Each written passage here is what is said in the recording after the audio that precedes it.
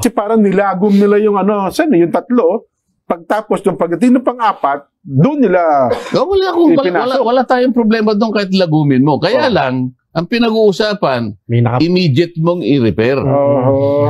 Ang pinag-uusapan na natin dito, pabayaan mo na yung December 4 and December 19. Ang una is December 2. Within 10 session days. Bakit nga naman? Kailangan bilangin mo alin yung ika-10th day na dapat yon ay ni-repair. Inilagay sa order of business. So yun ang punto ng sagot po ni BP Inday. Hindi, tama yun eh.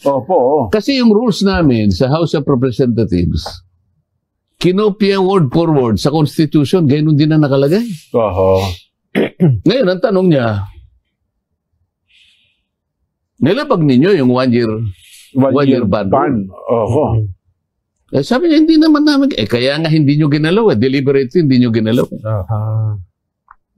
Oo nga, no? Pagkatapos nung maglagay sila, February 5, 2025, ang sinasabi ng batas nga, ng saligang batas, 1 impeachment per year. Ito yung 1 year ban rule.